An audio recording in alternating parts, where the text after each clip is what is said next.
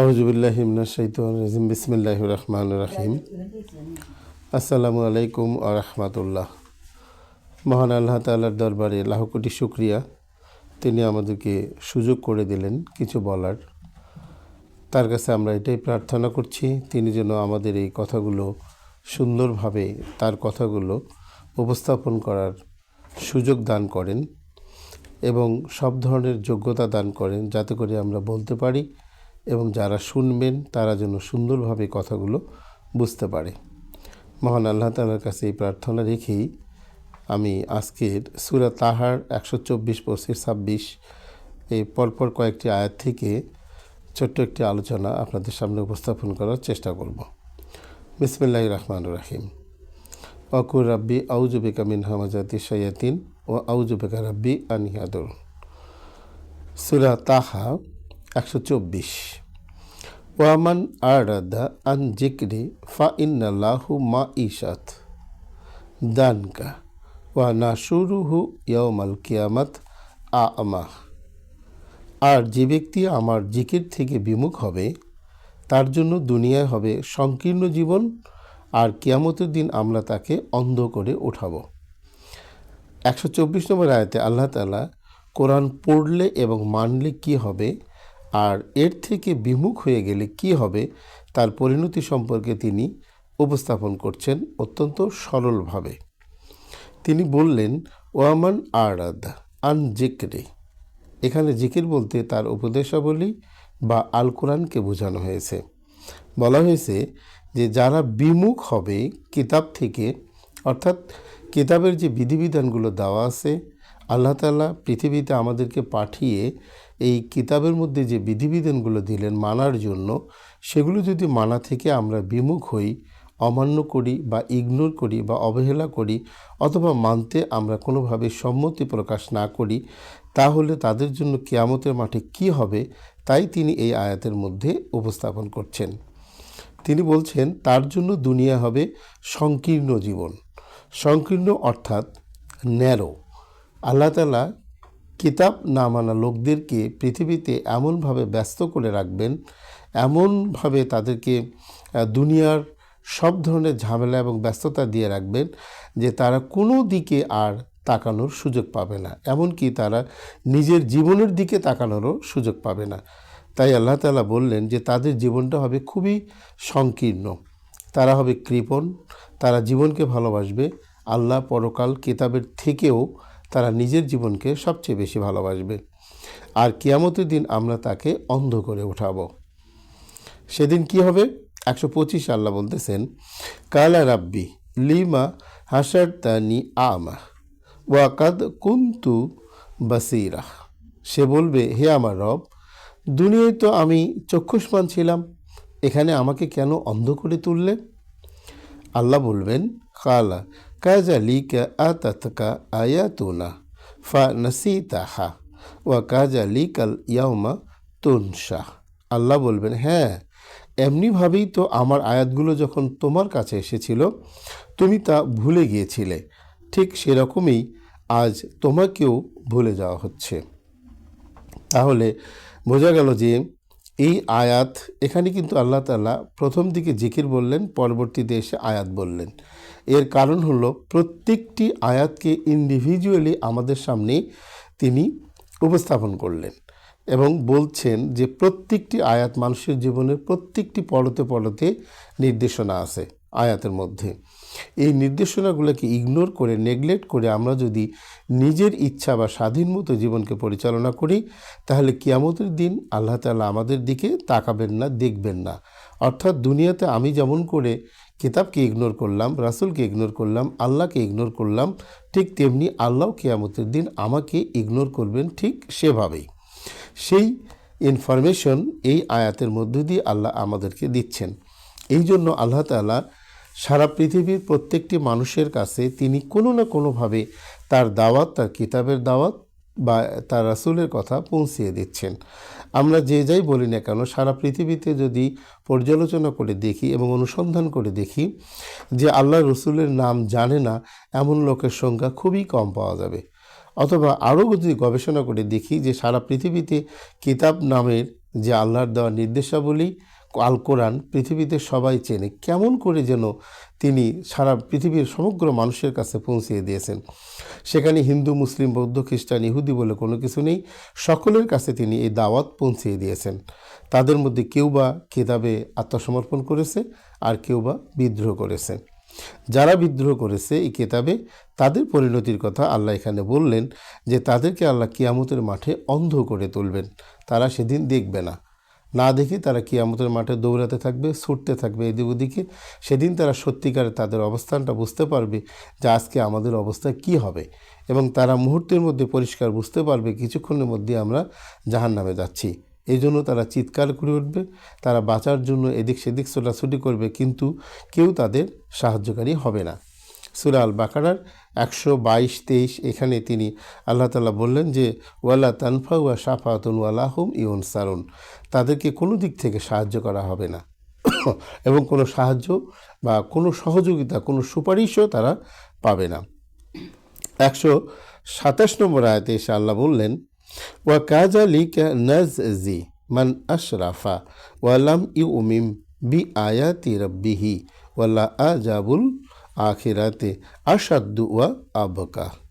এভাবেই আমরা সীমালঙ্ঘনকারী এবং আপন রবের আয়াতসমূহ অমান্যকারী লোকদেরকে দুনিয়ায় ফল দান করে থাকি, আর পরকালের আযাব তো অধিক কঠোর ও স্থায়ী। দুনিয়াতেও তারা আর সত্যকে উপলব্ধি করতে পারবে না, বুঝতে পারবে না, যেহেতু তারা আল্লাহকে অবহেলা করেছে, তার কিতাবকে অবহেলা করেছে। সুতরাং তাদের সত্যের দিকে ফেরার কোনো সুযোগ আর নেই। দুনিয়াতে তাদের জীবন হবে সংকীর্ণ, অত্যন্ত ব্যস্ত এবং কঠিন হবে তাদের জীবন। আর পরকাল সম্পর্কে উদাসীন থাকার কারণে মৃত্যুর পর কিয়ামতের মাঠে আল্লাহ তাআলা তাদেরকে অন্ধ করে তুলবেন। এই ভয়াবহ পরিস্থিতির কথা ভেবে যারা আল্লাহর কাছে আত্মসমর্পণ করবেন তারাই শুধুমাত্র বেঁচে যাবে, বাকিদের অবস্থা হবে অত্যন্ত করুণ। এবার একটু গ্যাপ দিয়ে আমি এর সঙ্গে সংশ্লিষ্ট 131 নম্বর আয়াত থেকে আমি বলছি, তারপরে 132 নম্বর আয়াতের দিকে আমরা যাচ্ছি। এখানে আল্লাহ বললেন ওয়ালা তামুদ্দুন্না আইনাইকা ইলা মাতআনা বিহি আজওয়াজে মিনহুম জাহরাতাল হায়াতুদ দুনিয়া লিনাফতিনাহু ফিহি ওয়া রিজকু রাব্বিকা খায়রু ওয়া আবকা। আর চোখ মেলেও তাকাবে না দুনিয়ার জীবনের জাঁকজমকের দিকে। আল্লাহ তার রাসূলকে বলছেন যে চোখ মেলেও তাকাবে না দুনিয়ার জীবনের জাঁকজমকের দিকে, যা আমরা ওদের মধ্যকার বিভিন্ন লোককে দিয়েছি। পৃথিবীতে অনেক দেশ, অনেক জাতি, অনেক দল, অনেক ব্যক্তিকেও দেওয়া আছে খুবই জাঁকজমকপূর্ণ জীবন, অর্থাৎ খুব ম্যাগনিফিসেন্ট লাইফ তাদেরকে দেওয়া হয়েছে। এ তো আমরা দিয়েছি তাদেরকে পরীক্ষার সম্মুখীন করার উদ্দেশ্যে। অর্থাৎ জাঁকজমক জীবন পেলে তারা আল্লাহকে ভুলে যায়, এবং অনেককে আবার কঠোর জীবন দেওয়া হয়েছে, তাদের অভাব অনটন সবসময় লেগেই থাকবে। এ অবস্থায় তারা আল্লাহকে স্মরণ করে কিনা। অর্থাৎ আল্লাহ কখনো বেশি দিয়ে পরীক্ষা করেন, কখনো আবার না দিয়ে পরীক্ষা করেন, কখনো আবার পরিমাণ মতো দিয়েও তিনি ধৈর্য পরীক্ষা করে থাকেন। এই নানানভাবে আল্লাহ আমাদেরকে পরীক্ষা করে নিয়েই কিয়ামতের মাঠে পুরস্কৃত করবেন বা রিওয়ার্ডেড করবেন। তো এখানে আল্লাহ বলতেছেন এ তো আমরা দিয়েছি তাদেরকে পরীক্ষার সম্মুখীন করার উদ্দেশ্যে। আসলে তোমার রবের দেওয়া হালাল জীবিকাই উত্তম ও স্থায়ী। তাহলে এখানে আল্লাহ বললেন যে রবের দেওয়া জীবিকা অর্থাৎ হালাল, দ্যাট মিনস হালাল মানে হলো যে অ্যাকর্ডিং টু কিতাব what we do in the world, অর্থাৎ পৃথিবীতে আমরা যা করি তা যদি অ্যাকর্ডিং টু কিতাব হয় তাহলে আল্লাহর কাছে তা হালাল এবং বৈধ বলে বিবেচিত হবে। আর যদি আয়াতের বাইরে যায় তাহলে তা হালাল বা বৈধ বলে বিবেচিত হবে না। সুতরাং এই দিকটা আমাদের অবশ্যই খেয়াল করতে হবে। 132 নম্বর আয়াতে এসে আল্লাহ তাআলা বললেন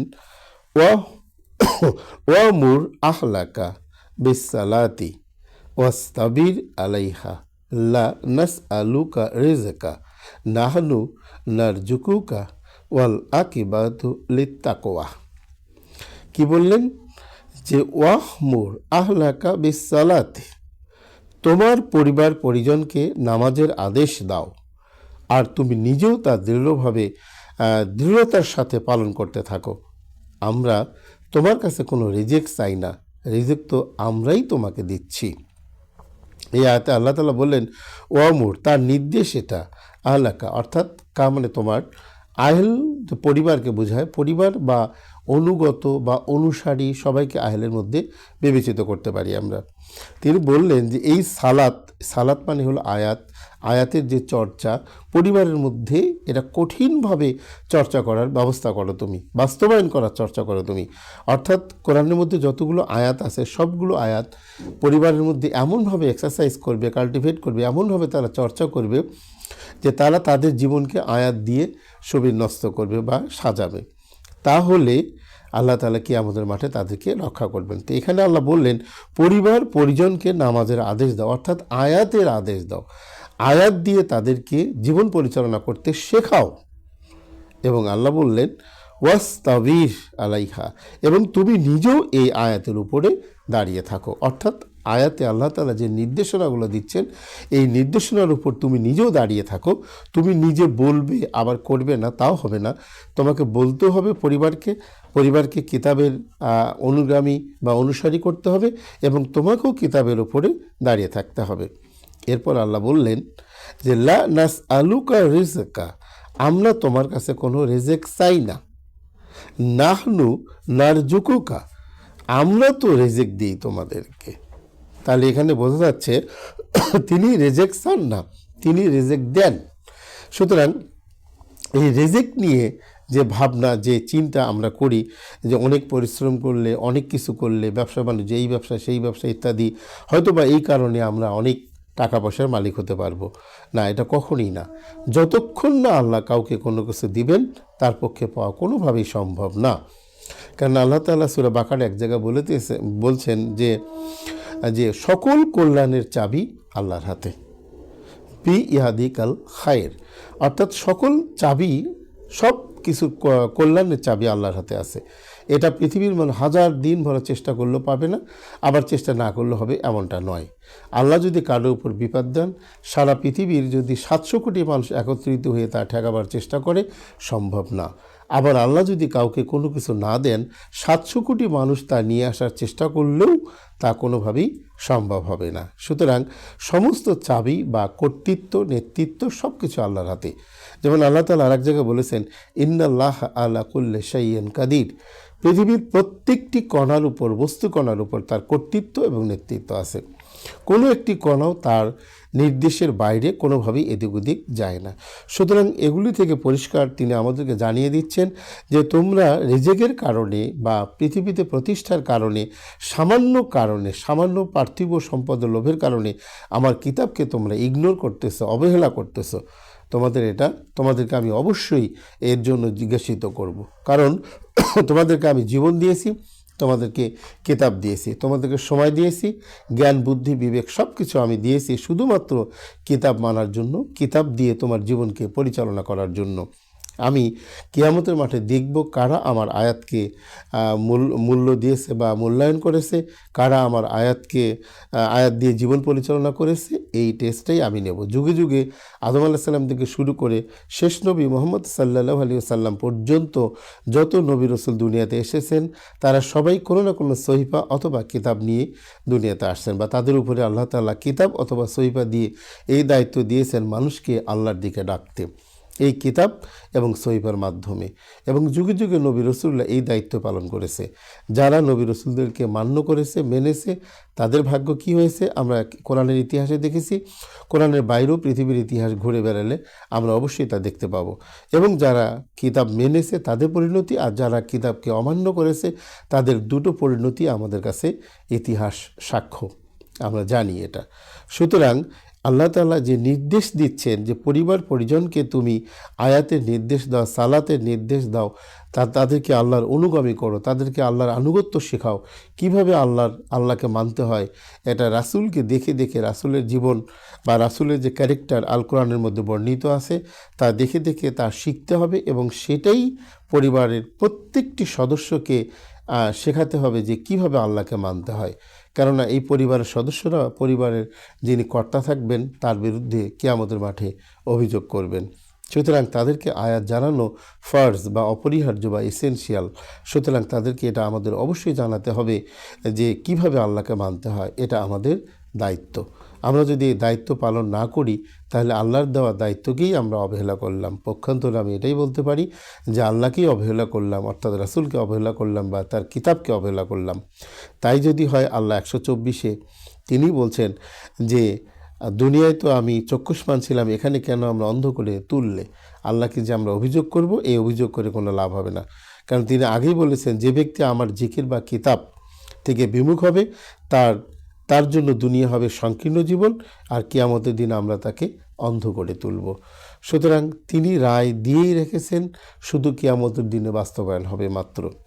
তা আমাদেরকে এই কিতাবের আয়াত শুনে দেখতে হবে, বুঝতে হবে, গবেষণা করতে হবে আমার জীবন কিতাব এবং আল্লাহ এর সঙ্গে কি সম্পর্ক আছে, এবং আল্লাহ রসুল কিভাবে কিতাব মানা শিখিয়ে দিয়ে গেছেন পৃথিবীতে, ঠিক সেভাবেই কিতাবকে আমাদের জীবনে প্র্যাকটিস করতে হবে।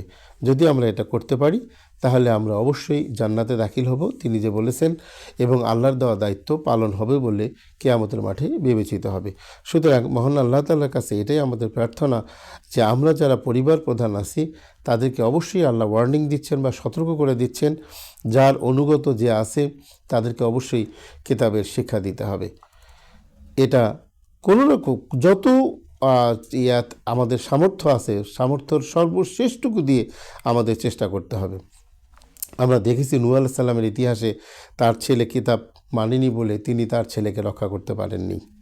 সুতরাং এই যে কতগুলো ইতিহাস আছে, লূত আলাইহিস সালামের স্ত্রী, তিনিও তার স্ত্রীকে রক্ষা করতে পারেননি, যেহেতু তারা নবী রসুলকে বা কিতাবকে তারা অমান্য করেছে, অস্বীকার করেছে বা ইগনোর করেছে, তারা কেউই পারেনি। এরকম অসংখ্য ইতিহাস আরও আছে। এগুলো কিতাবের মাথা যদি আমরা দেখি, পড়ি বা বোঝার চেষ্টা করি তাহলে আমরা অবশ্যই এগুলো জানতে পারবো। এগুলো আমাদের সন্তানদেরকে বা অনুসারীদেরকে অথবা আমাদের যারা আহেল আছে তাদেরকে অবশ্যই জানাতে হবে। তো আরও এক জায়গায় আল্লাহ তাআলা কিতাবে বলেছেন যে কু আনফুসিকুম ওয়া আহলিকুম নার, তোমরা নিজে জাহান্নামের আগুন থেকে বাঁচো এবং তোমাদের পরিবার পরিজনকে বাঁচাও, তোমাদের সন্তানদেরকে জাহান্নামের আগুন থেকে বা আল্লাহর শাস্তি থেকে রক্ষা করে বাঁচাও। মহান আল্লাহ তাআলার কাছে এটি আমাদের প্রার্থনা, তিনি যেন আমাদেরকে তৌফিক দেন, আমরা যেন আমাদের সন্তানদেরকে, আমাদের পরিবারকে এই জাহান্নামের আগুন থেকে রক্ষা করতে পারি, এবং আমি নিজেও যেন এই আয়াতের উপর দাঁড়িয়ে থাকতে পারি জীবনের শেষ নিঃশ্বাস পর্যন্ত। মহান আল্লাহ তাআলার কাছে এটি আমাদের প্রার্থনা। এই প্রার্থনা রেখেই আমি আজকের এই সূরা তাহার 124, 25, 26 এবং অবশেষে 131, 132 নম্বর আয়াত থেকে যে আলোচনাটুকু করলাম, মহান আল্লাহ তাআলা সবাইকে এটা বোঝার তৌফিক দান করুন। এই বলে আমি শেষ করছি। আসসালামু আলাইকুম ওয়া রাহমাতুল্লাহ।